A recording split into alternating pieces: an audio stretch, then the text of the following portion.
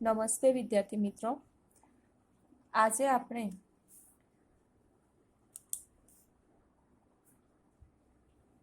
પ્રથમ ક્રમની પ્રક્રિયાનો અભ્યાસ કરવાનો છે અને પ્રથમ ક્રમની પ્રક્રિયાનો વેગ અચળાંક શોધવા માટેનું સૂત્ર શોધવાનું છે.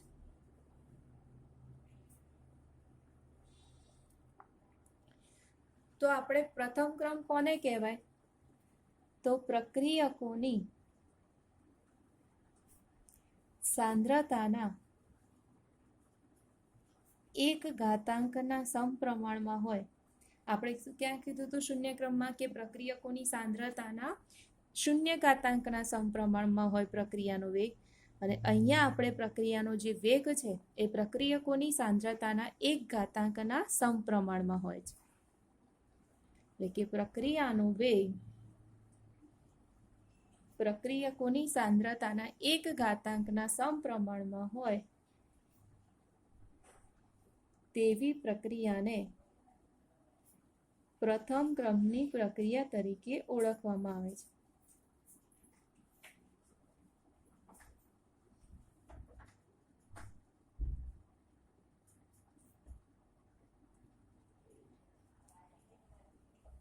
આ જે પ્રક્રિયા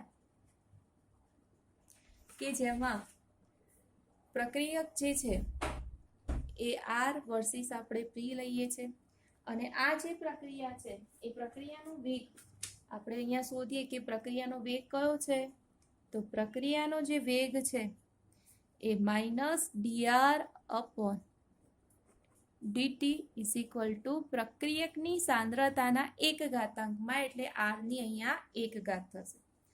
હવે અહીંયા સાંદ્રતાને નીચે લઈ જાઓ તો dr અપોન r ની સાંદ્રતા is equal two k dt.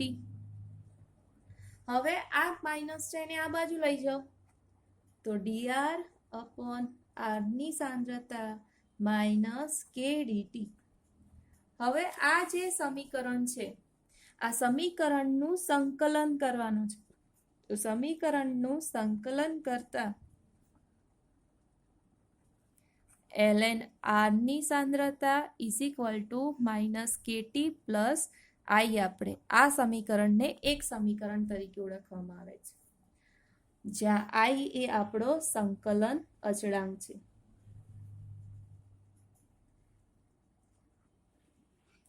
હવે t બરાબર આપણે 0 સમય લઈએ છીએ એ વખતે પ્રક્રિયકની જે સાંદ્રતા છે એ r ઇઝ ઇક્વલ ટુ આપણે r0 લઈએ છીએ. તો r is equal two r0 અને t બરાબર 0 એ સમીકરણ 1 માં આપણે કિંમત મૂકીએ તો ln r is equal two ત્યાં એની જગ્યાએ આપણને ln r0 થઈ જશે માઇનસ k ગુણ્યા 0 પ્લસ i. હવે k ની કોઈ પણ સાથે 0 કરો એટલે એનું 0 થશે, માટે ln r0 is equal two i થશે. આ સમીકરણ 2 છે. આ સમીકરણ 2 ની જે કિંમત છે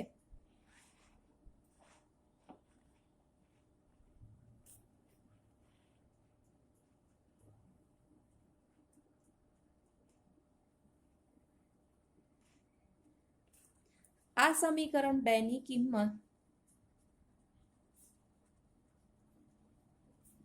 સમીકરણ 1 માં મૂકતા તો ln r is equal to minus kt plus i બરાબર આપણે શું લઈશું અહીંયા ln r0. તો આ એક સમીકરણ જે બન્યું છે એ આપણું પ્રથમ ક્રમની પ્રક્રિયાના વેગ અચળાંકનું સૂત્ર છે. હવે આપણે આને શું કરીએ છીએ અહીંયા તો સાંદ્રતાને જોડે લાવો તો આ પ્લસ સાંદ્રતા અહીંયા જશે તો અહીંયા ln r0 is equal to minus kt. હવે આ માઇનસને આ બાજુ લઈ જઈએ તો માઇનસ ln r ની સાંદ્રતા ln r0 ની સાંદ્રતા ઇઝ ઇક્વલ ટુ kt. માઇનસની અંદર લઈ જાઓ તો ln r minus minus minus plus તો r0 is equal two kt. Plus વાળાને આપણે આગળ લઈ જઈએ પહેલા તો R0 minus ln R is equal two KT. હવે કે પ્રક્રિયાનો વેગ અચળાંક આપણે શોધવાનો છે, એટલે કે કે શોધવાનો છે. તો કે ને કરતા બનાવીશું તો ln R0 minus ln R upon T. આ પ્રથમ ક્રમની પ્રક્રિયાના વેગ અચળાંકનું સૂત્ર અહીંયા આપણને જોવા મળશે. હવે આ જે પ્રક્રિયાનું વેગ અચળાંક છે એને આપણે આ રીતે પણ દર્શાવી શકીએ છીએ, અથવા તો ડાયરેક્ટ આપણે KT is equal to minus છે આ જ સમીકરણને આપણે અહીંયા આ રીતે લખીએ કે આ જે સમીકરણ 4 છે એને આપણે અહીંયા આવી રીતે પણ બતાવીએ કે minus KT ln R minus ln R0 છે. માઇનસ હોય એટલે છેદમાં આવે, આધાર સરખા હોય તો ln R upon ln R0 minus KT તરીકે પણ લખી શકીએ છીએ. અને આમાં આપણે કે ને કરતા બનાવીએ તો આ બાજુ માઇનસ જાય તો minus ln R upon R0 થશે. કે ને કરતા બનાવો તો 1 અપોન T ln માઇનસ છે અહીંયા, પણ માઇનસને આપણે શું કરવું હોય તો છેદનો અંશનો છેદ થઈ જશે. તો આપણે અહીંયા ડાયરેક્ટ લખી દઈએ છીએ R0 અપોન R. તો એને આ રીતે પણ આપણે દર્શાવવામાં આવે છે. તો આ પણ સમીકરણ જે 1 છે એ પ્રક્રિયાના વેગ અચળાંક માટેનું સૂત્ર થશે. હવે અહીંયા આપણે જે સમીકરણ જે હતું કયું તો સમીકરણ 3. તો સમીકરણ 3 જે છે એને આપણે અહીંયા આ રીતે બી લખી શકીશું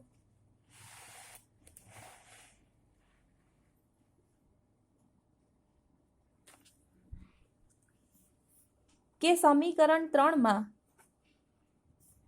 T1 સમયે પ્રક્રિયકની જે સાંદ્રતા છે એ R1 છે. તો R1 હોય તો આપણે ln R1 is equal to minus KT1 plus ln R0 થશે. અને T2 સમય હોય તો એ વખતે પ્રક્રિયકની જે સાંદ્રતા છે એ R2 હશે. તો ln R2 ની સાંદ્રતા is equal to minus KT plus ln R0. હવે સમીકરણ જે 1 અને 2 છે એ સમીકરણનો આપણે જો તફાવત લઈએ, એટલે કે સમીકરણ આપણું અહીંયા આપણે એને નામ આપી દઈશું 4 છે તો આ 5 અને 6. આ 5 અને 6 એટલે કે સાંદ્રતા R1 અને R2 નો તફાવત લઈએ તો ln R1 minus ln R2 is equal to minus KT1 plus ln R0 minus KT2 plus ln R0 ની સાંદ્રતા થશે. હવે કૌંસ છૂટા પાડીએ તો minus KT1 plus ln R0 minus minus plus KT2 plus minus minus ln R0. હવે plus or minus minus ઉડી જશે તો માઇનસ KT1 પ્લસ KT2 થશે. હવે કે ને કોમન કાઢો, પ્લસ વાળાને હું આગળ લખું છું KT1, તો કે ને કોમન કાઢો તો T2 માઇનસ T1 થશે અહીંયા. હવે ln R1 માઇનસ R2 છે તો આપણે એને છેદવાળા રીતે લખી શકીએ છીએ. તો ln R1 upon R2 is equal two આપણને કે. તો આપણે આ કે ને કરતા બનાવીએ તો શું થશે અહીંયા આ રીતે આવે આખું T1 is equal two ln R1 ની સાંદ્રતા અપોન R2 ની સાંદ્રતા. કે ને બતાવેલા આ છેદમાં જશે એટલે 1 upon T2 minus T1 ln R1 upon R2 થશે. તો આ સમીકરણ પણ આપણા દાખલા માટે આપણને ઉપયોગી છે. હવે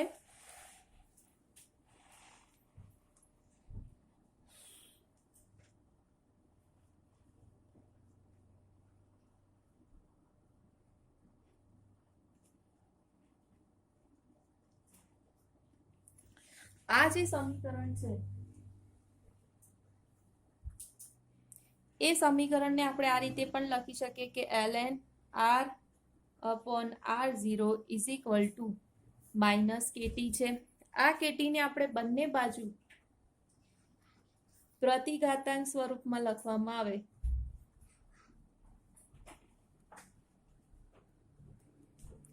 તો r is equal two r0 ની e raise to minus KT થશે. હવે આપણું જે સમીકરણ છે કયું સમીકરણ? તો ln r is equal to minus KT plus ln r0. આ સમીકરણને y બરાબર mx પ્લસ c સાથે સરખાવતા તો y બરાબર આપણને ln r બનશે અને x બરાબર t બનશે. તો y વર્સિસ એટલે કે ln r વર્સિસ જ્યારે આપણે t નો આલેખ સમય વર્સિસ આપણે સાંદ્રતાનો જ્યારે આપણે આલેખ લઈએ છીએ તો આ આપણને આલેખ અહીંયા કેવો મળે છે? સીધો મળે છે. એટલે કે આલેખ આપણને સીધી લીટી રેખા મળે છે. અને જ્યાં આપણને આંતરછેદનું જે મૂલ્ય છે એ આપણને કેટલું મળે છે? ln r0 મળે છે અને ઢાળનું જે મૂલ્ય છે એ આપણને માઇનસ k થાય છે. આ જે પ્રક્રિયામાં કે ln r વર્સિસ જ્યારે આપણે t નો આલેખ દોરવામાં આવે છે ત્યારે આંતરછેદનું મૂલ્ય ln r0 મળે છે, ઢાળનું મૂલ્ય માઇનસ k મળે છે. તો આ સમીકરણને આપણે આલેખમાં આ રીતે દર્શાવવામાં આવે છે. બીજું કે આ જે પ્રથમ ક્રમની જે પ્રક્રિયા છે આ પ્રક્રિયાને લઘુગુણકના સ્વરૂપમાં આપણે જો દર્શાવવામાં આવે તો ln ને આપણે કાઢવા માટે શું કરવું પડે? 2.303 log વડે આપણે ગુણવું પડે. તો 2.303 log r is equal to minus KT plus 2.303 log r0. હવે બધી બાજુમાં આપણે લોગમાં શું જોઈએ છે? log r કરવો છે તો બનતાને શું કરીશું? 2.303 વડે ભાગીશું. એટલે આને પણ 2.303, અહીંયા પણ 2.303 અને અહીંયા પણ 2.303 થશે. એટલે log r is equal to minus KT upon 2.303 plus log r0 કે જે આપણા દાખલા માટે મોસ્ટ ઇમ્પોર્ટન્ટ થિયરી આપણને જોવા મળે છે. હવે જો આપણે log વર્સિસ આપણે r એટલે કે log r વર્સિસ આપણે t નો આલેખ દોરવામાં આવે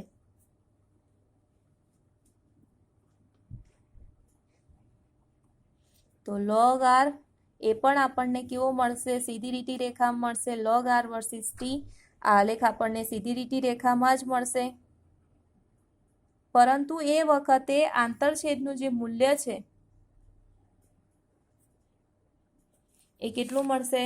તો સૂત્રને ધ્યાનમાં લેવાનું કે આંતરછેદનું મૂલ્ય કે આપણને log r0 જ મળશે, પણ આંતરછેદનું મૂલ્ય આપણને 2.303 log r0 એટલે કે log r0 મળશે અને ઢાળનું મૂલ્ય k અપોન 2.303 અહીંયા આપણને જોવા મળે છે. તો આ છે log r અપોન t નો વર્સિસ આલેખ. હવે પ્રથમ ક્રમ છે તો પ્રથમ ક્રમની પ્રક્રિયાનું ઉદાહરણ કયું કહેવાય?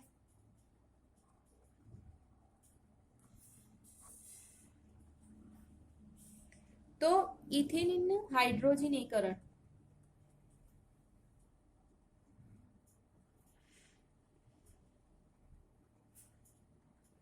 પ્રથમ ક્રમની પ્રક્રિયાનું ઉદાહરણ છે કે ઇથીન છે એટલે કે C2H4 છે એનું જ્યારે હાઇડ્રોજનીકરણ એટલે H2 ઉમેરવામાં આવે છે એટલે આપણને ઇથેન બને છે. તો આ જે પ્રક્રિયા છે એ પ્રક્રિયાનો વેગ એ ફક્ત ને ફક્ત ઇથિનની સાંદ્રતા ઉપર આધાર રાખે છે, માટે પ્રક્રિયા પ્રથમ ક્રમની અહીંયા જોવા મળે છે. એટલે કહેવાય છે કે બધી જ રેડિયો સક્રિય તત્વો જે છે કે જે કુદરતમાંથી મળતા આવ્યા હોય કે પછી કૃત્રિમ આપણને ઉત્પન્ન કરેલા હોય એ બધા જ રેડિયો એક્ટિવ સક્રિય જે છે એ તત્વોના જે ક્ષય થાય છે, આ જે ક્ષય એ પ્રથમ ક્રમની પ્રક્રિયા આપણને જોવા મળે છે. જેમ કે રેડિયમ જે છે કે 88 એનો 226 પરમાણુ દળાંક છે, એનું જ્યારે વિઘટન થાય છે ત્યારે એમાંથી આલ્ફા કણનું ઉત્સર્જન થાય છે. આ આપણું આલ્ફા કણ છે અને એમાંથી આપણને રેડોન 222 આપણને 86 જોવા મળે છે. તો આ જે પ્રક્રિયા છે, પ્રક્રિયાનો જે વેગ છે કે વેગ એ ફક્ત ને ફક્ત રેડિયમ ઉપર જ આધાર રાખે છે, માટે આપણે પ્રથમ ક્રમની પ્રક્રિયા તરીકે અહીંયા ઓળખીએ છીએ. આવા ઘણા બધા ઉદાહરણ છે કે જે આપણે પ્રથમ ક્રમના અહીંયા જોવા મળે છે. હવે આ થઈ કે પ્રક્રિયકની જે સાંદ્રતા છે એ આપણને જોવા મળે ત્યારે. હવે ઘણા એવા છે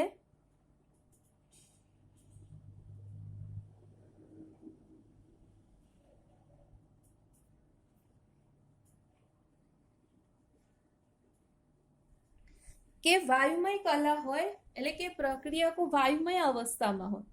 પ્રક્રિયકો વાયુમય અવસ્થામાં હોય તે પણ પોતે પ્રથમ ક્રમ આપણને જોવા મળે છે. તો વાયુમય અવસ્થામાં હોય અને પ્રથમ ક્રમની પ્રક્રિયા હોય તો એ વખતે એમના વેગ અચળાંક આપણે કઈ રીતે શોધી શકીએ? તો વેગ અચળાંક શોધવાનું સૂત્ર આપણે તારવવાનું છે. ધારો કે આપણને કોઈ એક પ્રક્રિયા આપી છે કે જેમાં A+B એ પ્રક્રિયક છે અને એમાંથી આપણને C નિપજ બને છે અને દરેકે દરેક ગેસિયસ ફોર્મમાં છે, વાયુ ફોર્મમાં છે.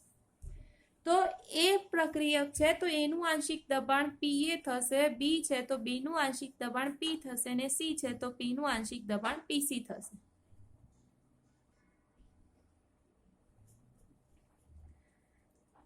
T સમય હશે તો T સમયે પ્રક્રિયકોનું, એટલે કે આ જે પ્રક્રિયા છે પ્રક્રિયાનું કુલ દબાણ PT છે. તો પ્રક્રિયાનું કુલ દબાણ PT હોય તો PT બરાબર આપણે PA plus PB plus PC લખી શકીએ, કારણ કે દરેકનું હશે. તો એ છે કે જ્યારે પ્રક્રિયકની સાંદ્રતામાં ઘટાડો થયેલો હશે એ વખતે નિપજની સાંદ્રતામાં વધારો થયેલો હશે. તો આપણને અહીંયા એમાંથી B પ્લસ C બને છે.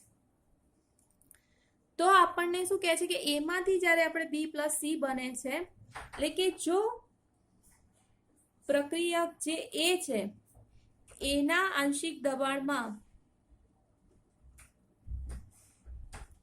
T સમયે X એટમોસ્ફિયરનો જો ઘટાડો થયો હશે હોય એ વખતે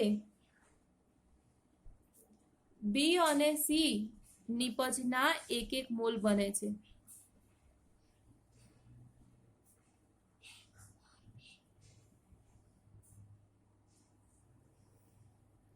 તો એ 1 મોલ બન્યા છે એટલે કે દરેકમાં X એટમનો શું થયેલો, X વાતાવરણનો વધારો થયો હશે, કારણ કે જેટલો ઘટાડો પ્રક્રિયકમાં થયેલો હશે એટલો ને એટલો વધારો નિપજમાં થયેલો હશે.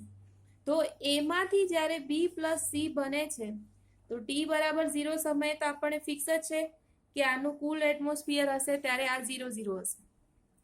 T બરાબર T સમય હશે ત્યારે આમાંથી આપણને X એટમોસ્ફિયર એક વાતાવરણનો ઘટાડો થયો તો આમાં આપણને એટલો વધારો થયો છે. તો જ્યારે એમ કે આપણે એનું કુલ દબાણ લઈએ ક્યારે, તો T સમય, તો T સમયે કુલ દબાણ is equal two P minus X plus X plus X. તો માઇનસ પ્લસ માઇનસ X નીકળી જશે એટલે PI પ્લસ X એ આપણને T સમયે આંશિક દબાણ જોવા મળશે.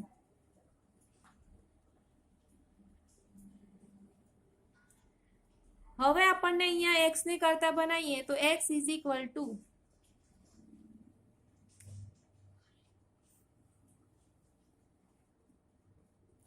કે PT માઇનસ PI. હવે PT માઇનસ PI આપણે શું મળશે, X ઇઝ ઇક્વલ ટુ મળશે, પરંતુ PA બરાબર આપણે શું લઈએ છે તો PA બરાબર PI માઇનસ X. તો X બરાબર આપણે એની કિંમત મૂકીએ તો PI plus PT minus PI.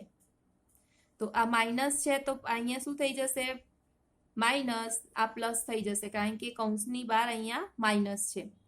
તો આની કિંમત આપણે જ્યારે અહીંયા મૂકીએ છીએ તો અહીંયા કેટલા થઈ જશે 2pi, તો 2pi માઇનસ પીટી એ આપણને અહીંયા દબાણ સ્વરૂપે જોવા મળશે. હવે આની કિંમત આપણે ત્યાં ઉપર મૂકીએ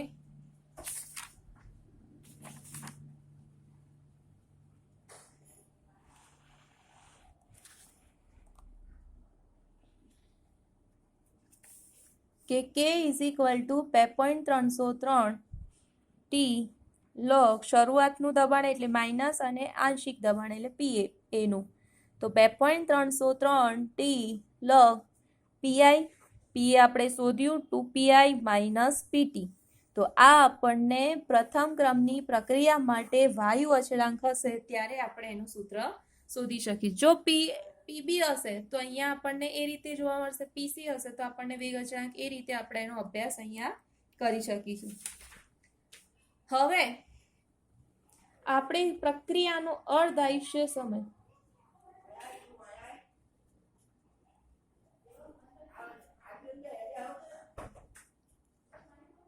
કોને કહે? પ્રક્રિયાનો અર્ધાયુષ્ય સમય. તો પ્રક્રિયાનો જે અર્ધાયુષ્ય સમય છે કોને કહેવાય?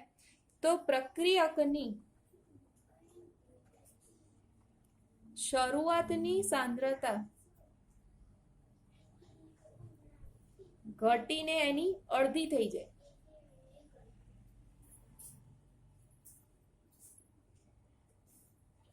અડધી થાય છે તેને આપણે પ્રક્રિયાનો અર્ધાયુષ્ય સમય કહેવામાં આવે છે.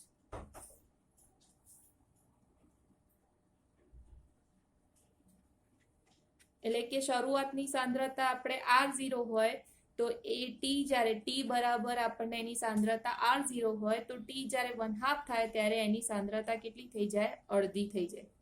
તો આવી સાંદ્રતાને આપણે અર્ધાયુષ્ય સમય તરીકે ઓળખવામાં આવે છે. અર્ધાયુષ્ય સમય જે છે જેને ટી 1/2 તરીકે આપણે દર્શાવવામાં આવે છે. હવે આપણે શૂન્ય ક્રમની પ્રક્રિયા હોય તો શૂન્ય ક્રમની પ્રક્રિયા માટે અર્ધાયુષ્ય સમય કેટલો થશે તો આપણે નક્કી કરવું હોય તો આપણને શૂન્ય ક્રમની પ્રક્રિયાનો વેગ અચળાંકનું સૂત્ર યાદ હોવું જોઈએ કે k is equal two R0 upon RT upon T. તો આપણે અહીંયા કહીએ છીએ કે T બરાબર T1/2 થાય છે ત્યારે T સમય R is equal two R0/2 થાય. હવે RT બરાબર આપણે R0/2 થશે, એની કિંમત આપણે અહીંયા મૂકીએ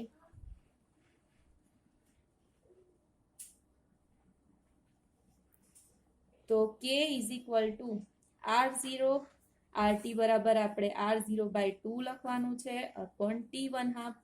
તો T1/2 ને આપણે કરતા બનાવીએ, અહીંયા જો સાંદ્રતા એટલે 2R0, R0 અપોન 2, 2/2 ની જગ્યાએ આપણે k આવશે, 2 માંથી 1 જાય એટલે R0 અપોન 2 અપોન k, પહેલું છેલ્લું બીજું ત્રીજું આવે એટલે પહેલું છેલ્લું એટલે R0 અપોન 2k.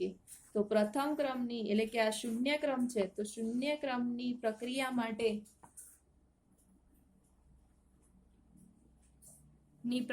માટે અર્ધાયુષ્ય સમયનું સૂત્ર છે આ આપણું T1/2. એવી રીતે આપણે પ્રથમ ક્રમની પ્રક્રિયાનું સૂત્ર આપણે અત્યારે અભ્યાસ કરી ગયા. તો પ્રથમ ક્રમની પ્રક્રિયા માટે આપણે શું જોવામાં આવે છે અહીંયા કે k is equal two 2.303 T log R0 upon RT.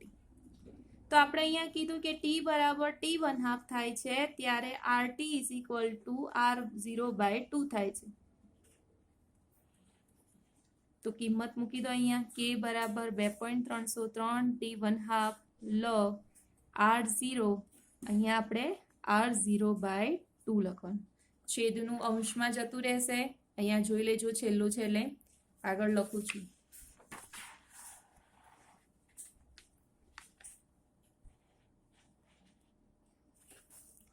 કે અહીંયા શું થશે, T1/2 ને કરતા બનાવી દઉં છું.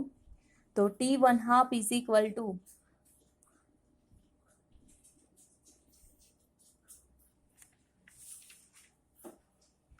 2.303 કે log R0/R02 આપણે આ હતું છેલ્લે. હવે આપણે અહીંયા જોવાનું અંશનું છેદનું છેદમાં અંશમાં જતું રહેશે એટલે 2.303 કે log 2R0/R0 R0 જતા રહેશે એટલે 2.303 કે log 2 અને log 2 જોશો તમને તો 2 log જોશો તો 0.3010 તમને જોવા મળશે log બુકમાં. તો આપણે આનો ગુણાકાર કરીશું તો 0.693 કે T1/2 મળશે. તો અહીંયા આપણે જોઈ શકીએ છીએ કે પ્રક્રિયાનો અર્ધ આયુષ્ય સમય એ સાંદ્રતા ઉપર આધાર રાખતો નથી, એટલે કે સાંદ્રતાથી સ્વતંત્ર છે માટે. અને જ્યારે આપણે શૂન્ય ક્રમનું જોઈએ છે તો એ સાંદ્રતાના ઉપર આધાર રાખે છે, એની સાંદ્રતાના સમપ્રમાણમાં હોય છે. એટલે આ રીતે આપણે પ્રથમ ક્રમ અથવા તો શૂન્ય ક્રમ અથવા કોઈ પણ ક્રમ હોય એનો આપણે અર્ધ આયુષ્ય સમય અહીંયા ગણી શકીએ છીએ.